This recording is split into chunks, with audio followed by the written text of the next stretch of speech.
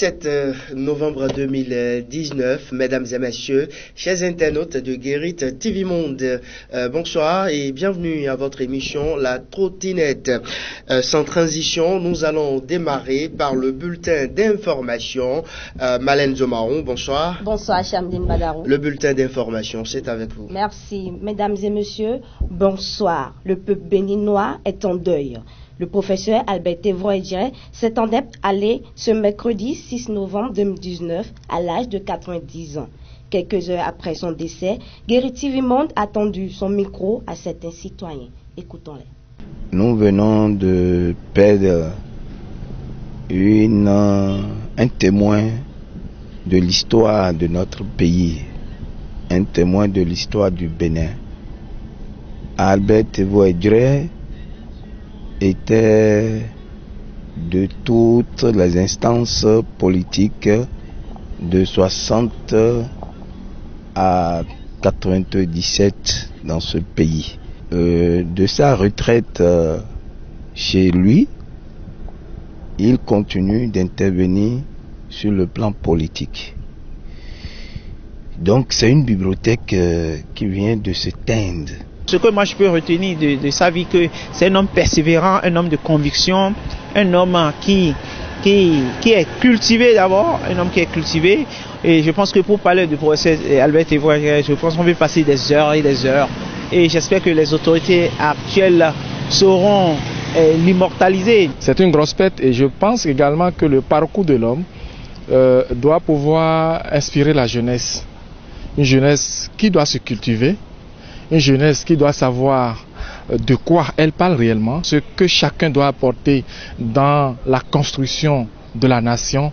Je pense que nous devons nous inspirer du parcours, n'est-ce pas, de l'homme. Donc le professeur Albert Evroy-Djere qui nous quitte à un moment où on s'attendait le moins.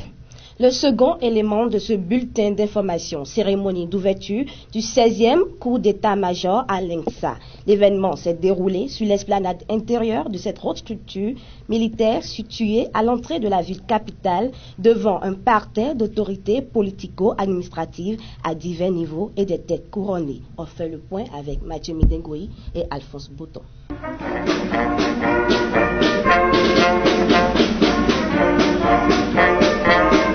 Ils sont au total 30 officiers provenant de plusieurs pays d'Afrique qui prendront part à ce stage du 16e cours d'état-major que le Bénin, à travers l'École nationale supérieure des armées ENSA, organise.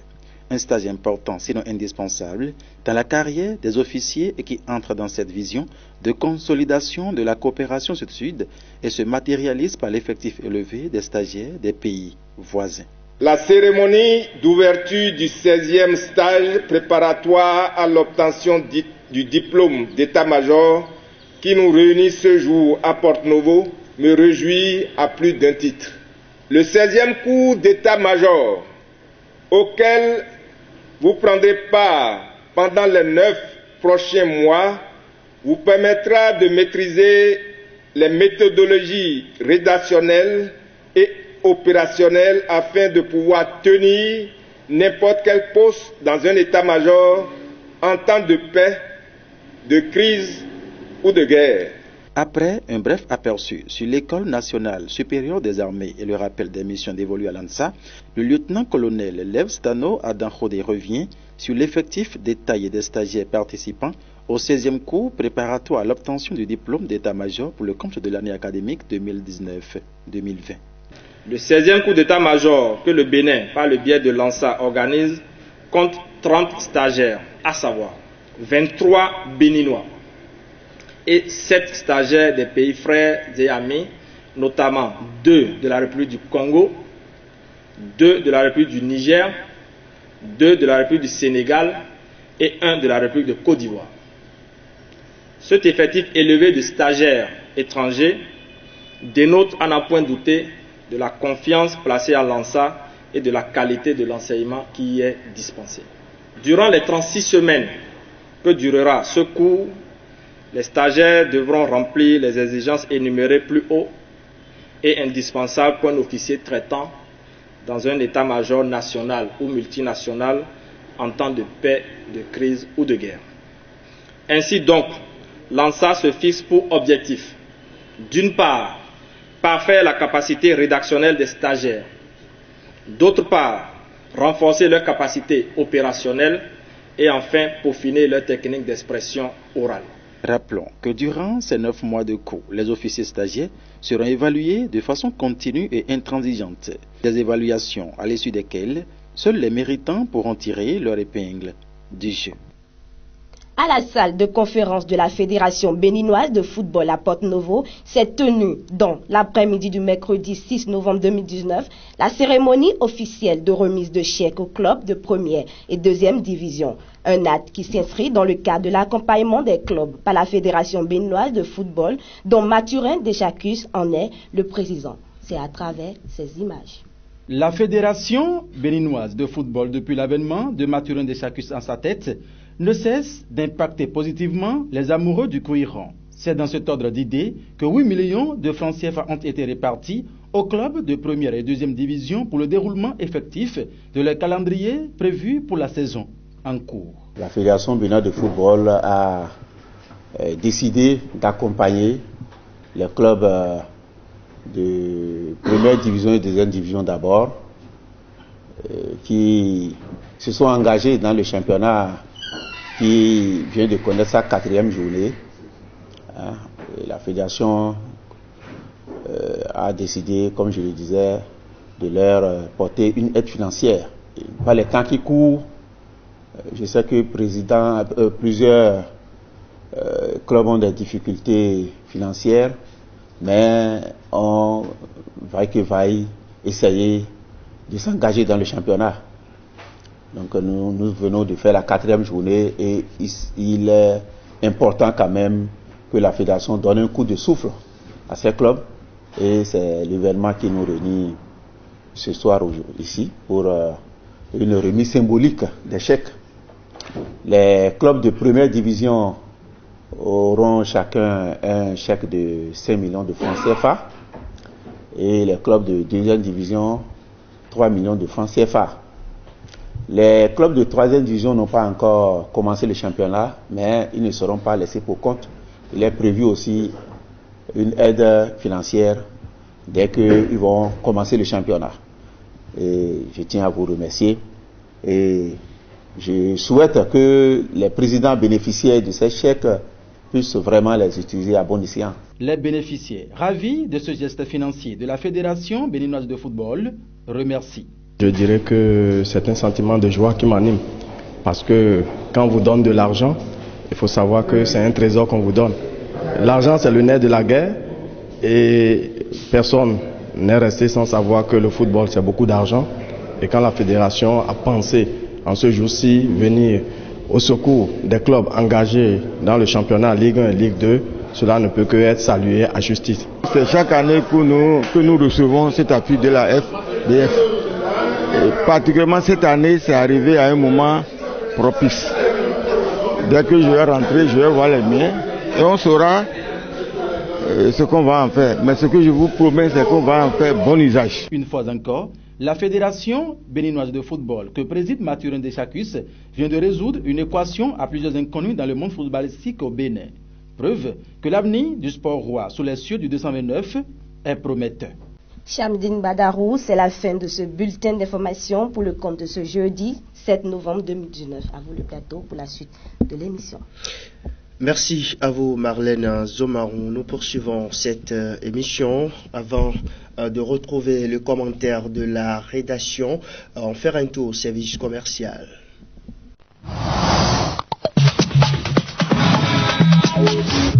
Un séminaire encore organisé nulle part ailleurs sur le coaching quantique en entreprise, le leadership, le développement personnel, la santé holistique et la médecine intégrative. C'est du 9 au 10 novembre 2019 à partir de 9h au Bénin Royal Hotel à Cotonou. Orateur, le docteur Honoré Faton. Contact WhatsApp 97 61 40 88.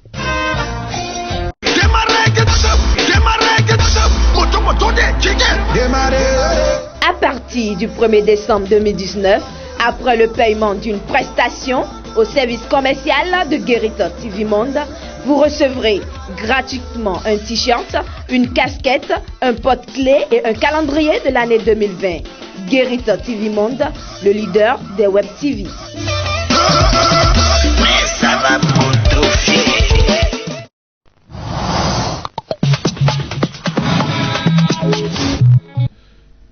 Le commentaire de la rédaction à présent, difficile assez aux acteurs politiques après les élections des militants et autres mandants se plaignent donc de certains politiques. Ils estiment qu'après leur avoir servi d'échelle pour se hisser lors des joutes électorales, ces derniers ne sont plus reconnaissants en retour. S'ils ne changent pas de numéro téléphonique, c'est qu'ils s'éloignent de la populace, fustigent ces militants électeurs.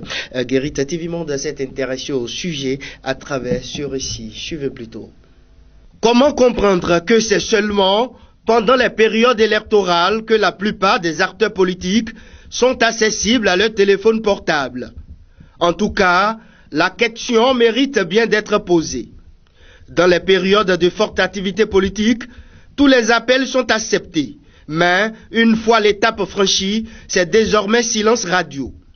La rengaine est déjà connue de tous les militants à la base. Ils s'en désolent à chaque tournant électoral.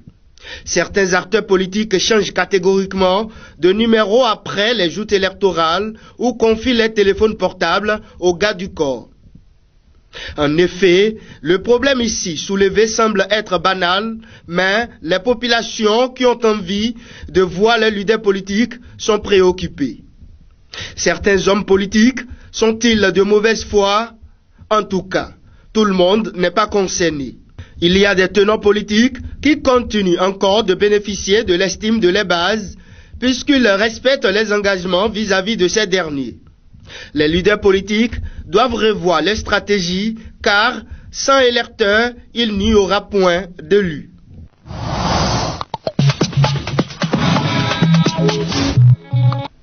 Instant forum de discussion à présent et on retrouve Mathieu Midegoï. Mathieu Midegoï, bonsoir. Bonsoir, Shamzine Badarou, fidèles internautes. Bonsoir. Certains acteurs politiques refusent de décrocher leur téléphone juste après les élections. J'espère bien que ce n'est pas une improvisation. C'est connu de tous.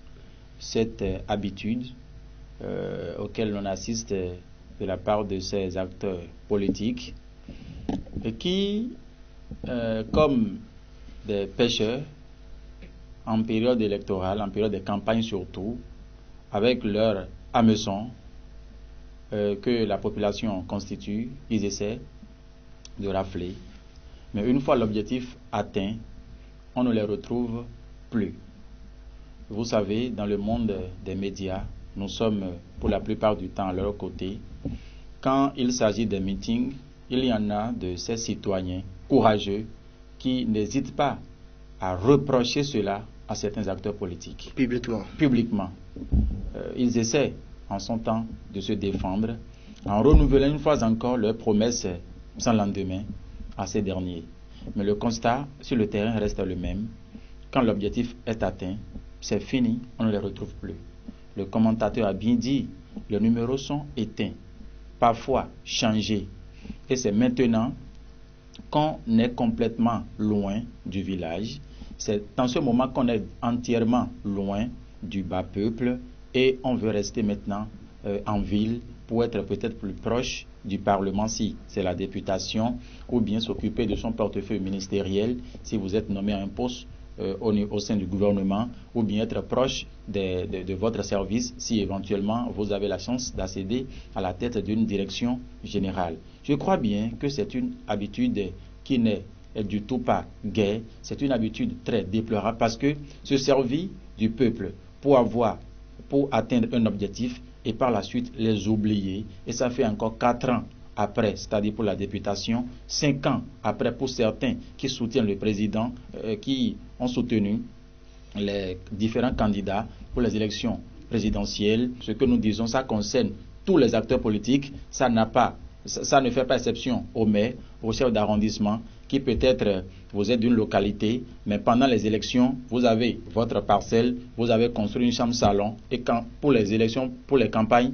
on vient rester dans cette maison-là, proche de la population, pour avoir leur soutien. Mais une fois l'objectif atteint, vous pouvez être maire de cette localité X, mais par la suite, c'est à Cotonou vous dormez, ou bien c'est dans une autre ville vous dormez, et c'est juste les matins vous venez juste au bureau, vous finissez encore le soir, vous rentrez encore. Et ces populations, le portail est fermé. Et ces populations qui pendant longtemps sont restées sous la pluie, qui pendant longtemps sont restées sous le soleil, qui sont restées en attente pendant longtemps, parfois quand vous leur demandez de se réunir, que vous allez les voir, ces populations maintenant ont du mal à vous joindre. Je crois bien que c'est une habitude très déplorable et c'est la population elle-même qui doit se ressaisir et revoir comment parfois punir d'une façon ou d'une autre ces comportements dans les localités. Parce que ce n'est pas bien. Ça, c'est le premier point de la situation. L'autre chose, c'est par rapport à nous-mêmes, acteurs des médias. Actuellement, il y en a, nombreux d'ailleurs, qui ne reconnaissent même plus les efforts.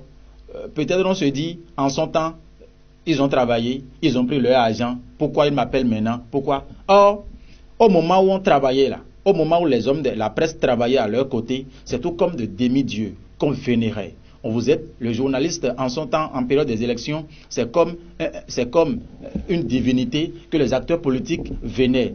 À la nuit profonde, la nuit tardive, on vous appelle, on t'appelle, on te met la pression, on dit il y a telle chose à tel endroit, mais une fois l'objectif atteint, même le journaliste n'est plus reconnu. En ce sens, moi j'aimerais exhorter les confrères, les collègues, en tout cas tout le monde médiatique, à essayer de revoir un peu cet aspect-là. Parce que parfois, ils se disent, ils m'appellent déjà. Si ce n'est pas pour commander un petit billet de 5 000, pour de 10 000, il veut me dire quoi là maintenant? Jean, on devient encombrant quoi pour les acteurs politiques. Et si quelque chose peut être aussi fait en ce sens-là, pour que nous soyons respectés, hommes des médias, pour que nous soyons véritablement considérés, je crois bien que ça va rectifier un peu la chose. Je crois que certains se démarquent carrément de cette situation, d'autres sont exemplaires, certains acteurs politiques. Il y en a, ils sont très peu, mais dans le rang, il y en a. On dit souvent que c'est une tomate gâtée qui pourrit tout le panier, mais c'est en portion très congrue, on les retrouve. Vrai, vous avez dit, il y en a, même à n'importe quelle heure de la journée, vous les appelez. Vous avez vu, je crois bien en début de semaine, nous avons toujours sur ce plateau, on a évoqué l'aspect d'un acteur politique qui est toujours à l'écoute de sa population, qui, bien qu'il ait des maisons partout, n'abandonne jamais sa localité maternelle, paternelle, donc il est toujours proche de sa population. Il y en a ces exemples-là dans le lot, mais qui sont très réduits et on aurait invité, nous allons plutôt inviter les autres à aller à ces écoles afin de savoir que la population, ce n'est pas seulement de la meçon au bout duquel il faut mettre du poisson quand on veut gagner un poste politique, mais la population, c'est à conserver le mandant, c'est à entretenir le mandant, n'est pas à jeter. Nous constatons dans certaines régions avec certains acteurs politiques qui, bien après les élections, je dis bien après les élections, sont toujours chevets de leur population. Mais par contre, d'autres ne le font pas, je ne sais pas, d'autres ne le font pas, autant pour moi. Ce qui se passe réellement, on ne saurait le dire, il faut être bien malin pour évoquer la vraie raison qui les amène, mais l'ingratitude, quelque part, je n'insulte personne, mais il faut essayer de revoir un peu, c'est avantageux. Merci à vous, Mathieu Midegoyi, pour toutes ces précisions. La suite de cette émission, c'est juste après ceci.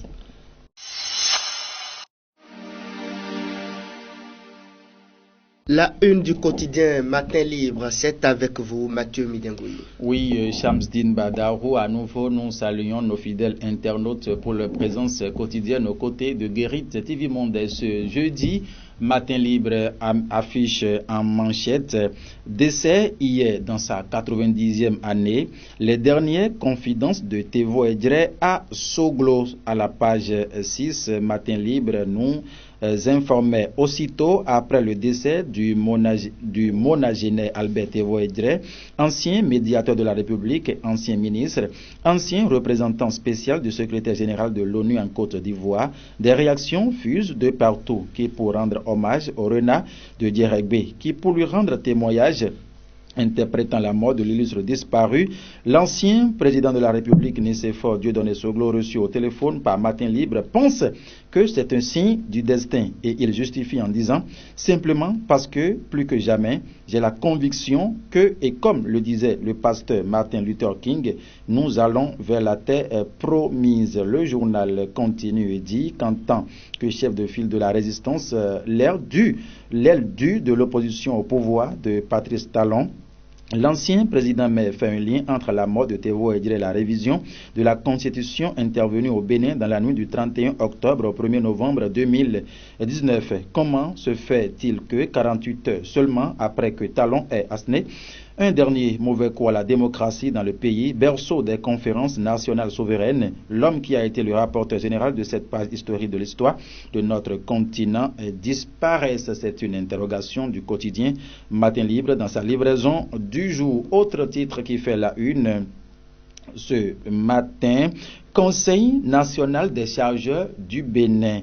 Kagny sort par la petite porte. C'est une autre information du quotidien Matin Libre, parti sous les huées du personnel. C'est ce qu'il faut retenir de la passation de charges entre directeur sortant et entrant du Conseil national des chargeurs du Bénin CNCB, arrivé à la tête de cette société suite à l'emprisonnement de son prédécesseur Antoine Dayori. Bruno Kagny n'a pas comblé les attentes, nous apprenait Matin Libre. C'est surtout ce qu'il a valu les huées. Bon, il s'est comporté d'une manière ou d'une autre avec les employés. C'est d'ailleurs selon Matin Libre, ce qui a valu les huées à la cérémonie de passation de charges, comme ce fut le cas du ministre Serge Arissou, nous apprenait Matin Libre dans sa livraison de ce jeudi 7 novembre 2019. Défaut d'assurance de véhicules en circulation, cette information, c'est en page 2, l'exception devient la règle. En fausse manchette.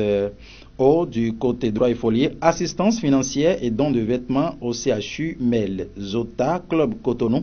Amazon donne le sourire aux femmes indigentes à la page 9. Cette information est à découvrir. Shamsdin Badarou de l'autre côté. Célébration des plus de 2 millions d'utilisateurs. Momo MTN offre des kits scolaires aux albinos. Cette information, il faut donc découvrir les détails qui suivent dans le cadre de la célébration de ces plus de 2 millions d'utilisateurs. MTN Mobile Money et la Fondation MTN ont offert des kits scolaires aux sociétés de l'ONG Valeurs Albinos. La remise de dons s'est effectuée au siège de l'ONG à Abomey et Calavi. Autre titre pour boucler cette rubrique contenue de Matin Libre sur Guérit TV Monde. Tournée statutaire du préfet du littoral, Yonofon et Kodia, à l'écoute des administrés. Eh bien, voilà, mesdames et messieurs, Shamdin Badarou, ce qu'il faut retenir de la parution du quotidien Matin Libre, paru et parvenu à notre rédaction pour le compte de ce jeudi. Merci à vous, Mathieu Midiangoï. C'est avec cet élément, le contenu de la une du quotidien Matin Libre, que nous bouclons définitivement cette émission pour le compte de ce jeudi. Merci à vous et à demain vendredi pour le dernier numéro de cette semaine.